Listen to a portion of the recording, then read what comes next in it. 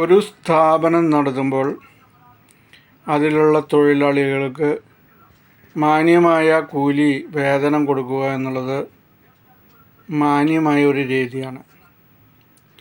പലപ്പോഴും ഈ തൊഴിലാളികൾ ശമ്പളം കൂട്ടി ചോദിക്കുമ്പോൾ ഈ മേൽപ്പത്തിരിക്കുന്നവരെല്ലാം നെറ്റി ചുളിക്കുന്നതായിട്ട് കാണാം. എത്ര പൈസ പ്രോഫിറ്റ് ഉണ്ടെങ്കിലും ഈ തൊഴിലാളികൾക്ക് മതിയായ ഒരു സാലറി കൊടുക്കാൻ പല മേധാവിമാരും ശ്രമിക്കാറില്ല. അവർക്കതൊരു അരോചകരമായിട്ടാണ് അനുഭവപ്പെടുന്നത്. സാലറി കൂടുതൽ ചോദിക്കുന്ന തൊഴിലാളികളാകട്ടെ അവരുടെ ശത്രുക്കളായിട്ട് വരികയും ചെയ്യുന്നു. ഇതൊരു ലോക പ്രതിഭാസമാണ്. അതാണ് ഈ നേഴ്സുമാരുടെ സമരത്തിലും കണ്ടുവരുന്നത്.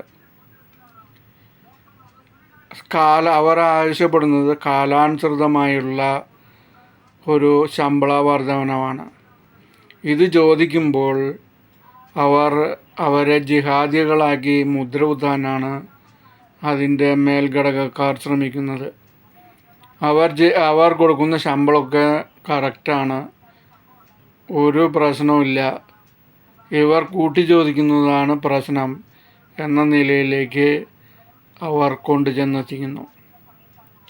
അതിനകത്ത് മതവും രാഷ്ട്രീയവും കൂടി കൂട്ടിക്കലർത്തി കലുഷിതമാക്കാനാണ് പലരും ശ്രമിക്കുക. അതിനൊരു ഉദാഹരണമാണ് ഈ അമല ജൂബിലി ഹോസ്പിറ്റലുകളിലെ നേഴ്സുമാരെ നടത്തി വരുന്ന സമരം. അവർ മാന്യമായ രീതിയിലാണ് ചോദിക്കുന്നത്. അവർക്ക് കാലാനുസൃതമായ ഒരു ശമ്പള വർധനവ് വേണം എന്ന്. ഇത് ചോദിക്കുമ്പോൾ അവരെ കുറ്റപ്പെടുത്തുകയും ജിഹാദികളാക്കി മാറ്റുകയും ചെയ്യുകയാണ് മേൽപ്പുറത്തുള്ളവർ. കഴിഞ്ഞ ദിവസം അവർ പല മന്ത്രിമാരായിട്ടും ചർച്ച നടത്തിയെങ്കിലും അതിൽ തീരുമാനമായില്ല. അതിൽ മതവിശ്വാസികളെ സംഘടിപ്പിച്ച് അതിൻ്റെ മേൽപ്പുറത്തുള്ളവർ ഒരു വേറെ സമരം നടത്താനായിട്ടാണ് ശ്രമിക്കുന്നത്. അപ്പോഴും ഈ തൊഴിലാളികൾക്ക് വേതനം കൂട്ടി കൊടുക്കേണ്ട ഒരു ചിന്തയും അവർക്കില്ല. അതിനുപരി അതൊരു വേറൊരു തരത്തിലുള്ളൊരു സമരമാക്കി മാറ്റാനാണ് അവർ ശ്രമിക്കുന്നത്. ഇപ്പോൾ അറിയാം, ഈ പുരോഹിതന്മാർക്കും ശമ്പളമുണ്ട്. ഈ ശമ്പളം കാലാനുസൃതമായി വർദ്ധിപ്പിക്കുന്നുണ്ട്. അതിനൊരു പ്രശ്നവുമില്ല. ഈ തൊഴിലാളികളായ നേഴ്സുമാർ ശമ്പളം കാലാനുസൃതമായിട്ടുള്ളത് കൂട്ടി ചോദിക്കാൻ പാടില്ല. അതാണ് ഇവരുടെ നിബന്ധന. അതേപോലെ കഴിഞ്ഞ വർഷം ഇടതുപക്ഷ സർക്കാരിൻ്റെ സമയത്താണ് ആശാ വർക്കർമാർ ഈ വേതനം കൂട്ടി ചോദിച്ച് സമരം ചെയ്തത്. അപ്പോൾ അതിന് തീവ്രവാദ ബന്ധമുണ്ടെന്നും തീവ്രവാദികളാണ് അതിന് പിന്നിലെന്നും പറഞ്ഞ് അവരെ കുറ്റപ്പെടുത്തുകയായിരുന്നു സർക്കാർ. പിന്നെ അവരെ പാഠപെറുക്കികളാക്കിയും എങ്ങനെ ഒരു അധിക്ഷേപിക്കാം, ആ രീതിയിലാണ് അവരെ അധിക്ഷേപിച്ചത്. അതിൻ്റെ ഫലമായിട്ട് എന്തുണ്ടായി? അവർ പിന്നാമ്പുറത്ത് ഇരിക്കേണ്ടി വന്നു. അതേപോലെ തന്നെയാണ് ഇതിൻ്റെ നടത്തിപ്പുകാർ ചെയ്തുകൊണ്ടിരിക്കുന്നത്. ഈ സമരം ചെയ്യുന്നവരെ അധിക്ഷേപിക്കുക, അവർക്ക് കൊടുക്കാൻ പറ്റില്ല എന്ന് പറഞ്ഞ പോലെ എന്തിനാണ് ഇങ്ങനെ അധിക്ഷേപിക്കുന്നത്? ഇതൊരു തെറ്റായ പ്രവണതയിൽ നിന്ന് ഉണ്ടാകുന്നതാണ്.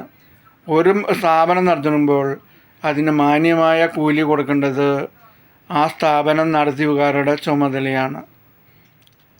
ഇവിടുത്തെ ഫീസുകൾ, ഈ രണ്ട് ആശുപത്രികളിലെ ഫീസുകളെല്ലാം കാലാനുസൃതമായി പരിഷ്കരിച്ചിട്ടുണ്ട്. ഇപ്പോൾ സാധാരണ ഒരു പ്രസവം ഈ ഹോസ്പിറ്റലുകളിൽ നടത്തുകയാണെങ്കിൽ, സാധാരണ ഒരു പ്രസവം, സുഖപ്രസവം എന്ന് പറയുന്ന പ്രസവം നടത്തണമെങ്കിൽ 75,000 രൂപയാണ് ഇപ്പോഴത്തെ ഇതിൽ ചിലവ് വരുന്നത്. ഇത് കഴിഞ്ഞ് വരുമ്പോഴേക്കും അവർ 75,000 രൂപയുടെ ബില്ല് അടയ്ക്കേണ്ടതായിട്ട് വരും.